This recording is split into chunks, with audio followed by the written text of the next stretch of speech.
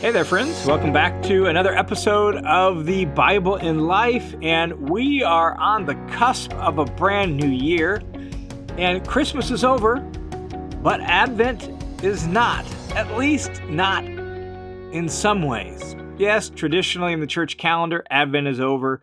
Yes, the Advent season has traditionally ceased and is done with Christmas coming. And yet, we who follow Jesus are still waiting, are still watching, are still hoping. And so I want to continue the series we began leading up to Christmas on Advent. Yes, change the tone just a little bit, but still continue that series with we're still waiting. We're still Adventing. We're still hoping for Jesus to come. Yes, he has come, but we're waiting for him to come again. And so we want to continue that theme by thinking about this idea. You are here. If you've ever been maybe, say, at a large park or a large zoo, or maybe in a large shopping center or someplace, an amusement park or something like that, where it's like, I need to figure out where I'm at. And they've got places around, that might have maps, or maybe on an app on your phone, you have a map of where you're at. And the map locates where you're at. Even if you're just going to use your map to try to navigate, right, to get directions to where you're going, you'll get a little dot that shows where you're at. You are here. It locates you on the map. This is where you're at so that you know how to get where you want to go and what's going on around you. Well, that's where we're at in history. That's where we're at in the story of the Bible. That's where we're at in this Advent series. You are here. What do I mean by that? Well, let's locate ourselves where we're at on the map of God's plans and purposes in the world. So Christmas celebrates the coming of Jesus, and Jesus obviously comes as a baby, but he grows to a man, and he goes to the cross, he dies on the cross, and he rises from the dead. And so when he goes to the cross, the way Galatians chapter 3 says it is that he takes on himself the curse. Remember, in the story of the Bible, the whole world lies under a curse. The curse of sin and the curse of death from Genesis chapter 3. Abraham is called that he might bring God's blessing to the whole world so that blessing can replace curse.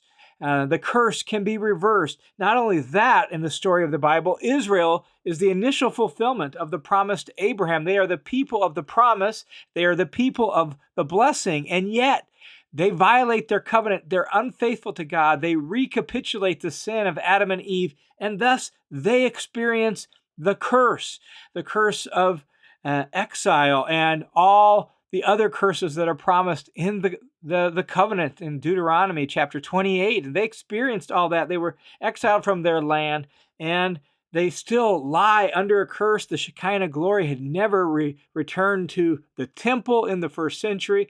And so there's a curse. And so Israel's cursed. The world is cursed. And when Jesus goes to the cross, what the Apostle Paul says in Galatians chapter 3 is, he takes upon himself the curse. He absorbs it into himself so that the curse can be exhausted of its power and blessing can begin to radiate out from there. And then Jesus, risen from the dead and declared the Son of God with power. He was the Son of God before, but now being vindicated by God, risen from the dead, he's declared the Son of God with power, the Apostle Paul says in Romans chapter 1.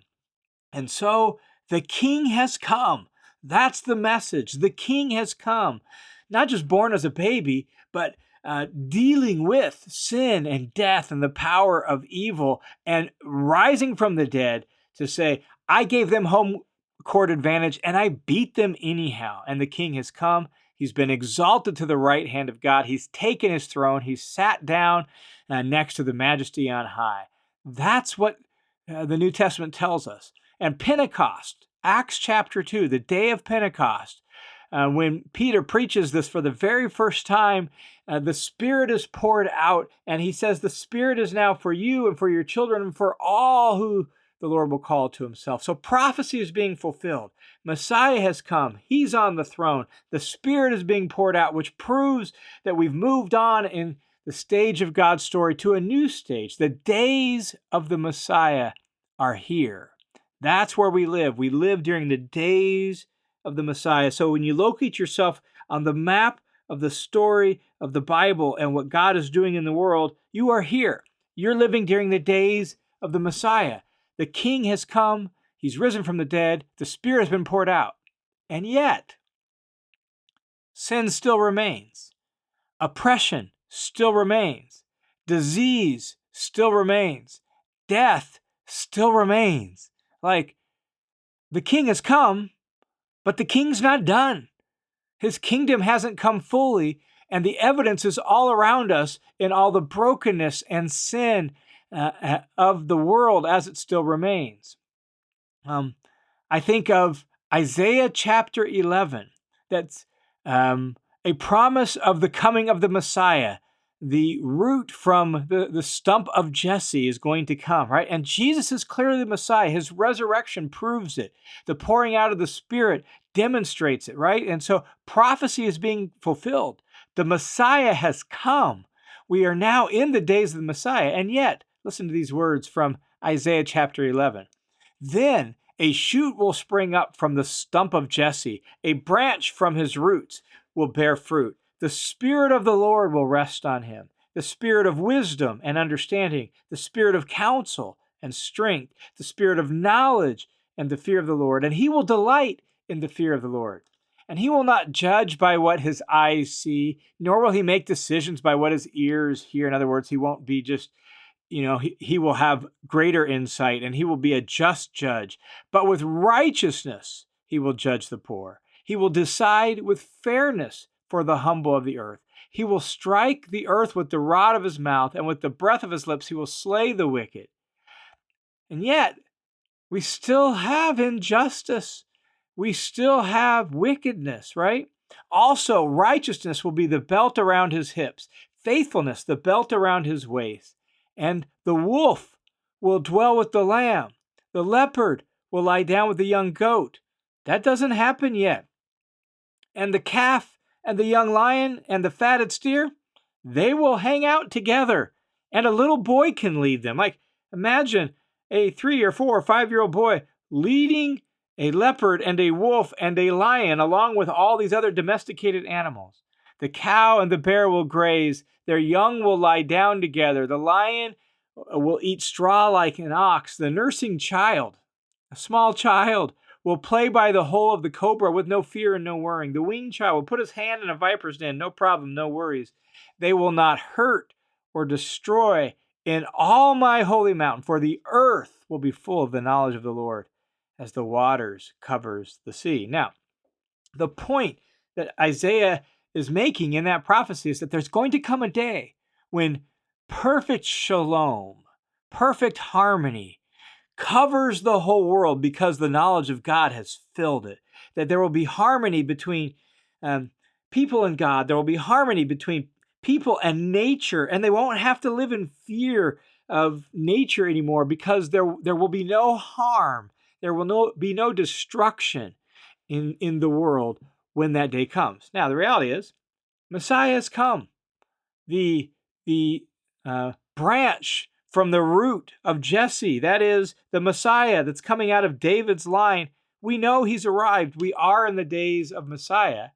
But a bunch of the stuff that Isaiah promised would happen when Messiah came hasn't yet happened. And so the kingdom has begun, but it's not completed.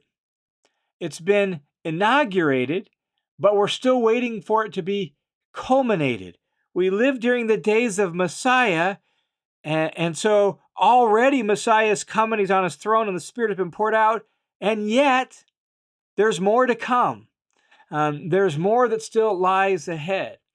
And this is really important for us to understand so that we know where we live. And we can celebrate what God has done, and yet we can look forward with anticipation and eagerness for what still lies in the future. God is going to still do all this good stuff on earth. He's going to bring shalom to the earth. He's going to vanquish all his foes. He's going to remove wickedness and injustice from the world. All of that's yet to come, but it's not yet. So the kingdom has started, it's already, and yet it's not fully here. We live between the times. So you get passages, for example, like 2 Corinthians chapter 5, verse 17, which says, if any man is in Christ, he is a new creation. Behold, the old has passed away, the new has come. And yet, not fully, because I know for myself personally that I may be a new creation and the old has passed away, but there's still some old residue that hangs on, right? There's still some old residue that has to be resisted. This body is still wearing out and fading down, right? The resurrection still lies ahead. And so new creation is now, but it's also not yet. This is the tension. This is where we live, the now and the not yet. So new creation has begun, but it's not yet come fully. We're still waiting for the new earth. We're still waiting for the resurrection. We're still waiting for all these promises like those in Isaiah 11 to come to reality. Or here's another passage. Ephesians chapter 1, verse 7 says that we have been redeemed. That one of the spiritual blessings listed off at the beginning of Ephesians is we have redemption, the forgiveness of our sins. And yet, you get to Ephesians chapter 4, verse 30, same letter, few paragraphs later, we're still waiting for, according to Ephesians 4:30, the day of redemption. So which is it? Have we been redeemed? Or are we waiting for the day of redemption? It's both. We've experienced the first fruits of redemption, the forgiveness of our sins, but we're still waiting for the final day of redemption when we get our new body and there's a new earth. This is where we live. You are here. You and I live in between the times. We live in the days when the Messiah has come. He has triumphed over sin and death, but he hasn't vanquished and eliminated sin and death. We're still waiting for the final day. And the New Testament authors, they had to put all this together because what they were expecting was when Messiah came, Isaiah 11 and other passages would immediately be fulfilled in total, completely. But that's not what happened. And so when you read the New Testament, what you get is this tension between the already and the not yet. We're already experiencing the blessings of the Spirit, but not yet fully because the flesh still prevails, the fallen human way of life, the fallen human cultures, fallen human desires, tension between flesh and spirit. We live during the blessings of redemption and the forgiveness of sins, and yet we're not fully redeemed. We're waiting for the redemption of our body. We live when the new creation has begun, but it hasn't come fully and completely. We live at this point in the story between the already and the not yet. And that's why there's still disease, death, sin. That's why there's this tension for us in the world.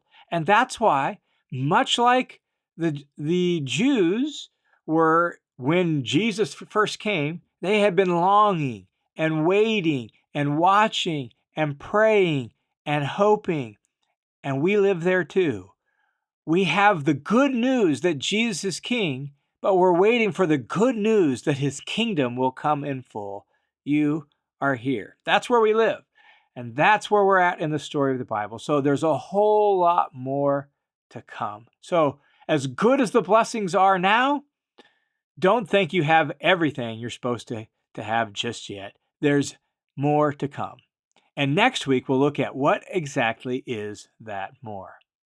Hey, thanks for tuning into this episode of the Bible and Life podcast. Thanks again to all of you who make this ministry possible by your generous support, by your prayers. The Bible and Life could not exist without everyday, ordinary people who say, man, I believe in this, and I want to support it with $5, $10, $20, or whatever else it is. And so if you want to join the team of supporters as we enter into a new year and you want to help this ministry continue to grow and expand, provide additional help and additional resources so it can grow and expand and we can better care for people, then you can swing over to johnwhittaker.net, click the Give button, and you can set up a monthly recurring donation. All donations are received in partnership with World Family Missions, a registered nonprofit that provides financial help and accountability to me and other ministries like mine. And so if you want to join the team of supporters, swing over to johnwhittaker.net, set up a monthly donation, or if you would prefer to give a one-time donation to help us get started with this new year, then do that as well. Thanks a ton for your support. May God bless you for it, and may He bless you this week. I look forward to talking with you again next week.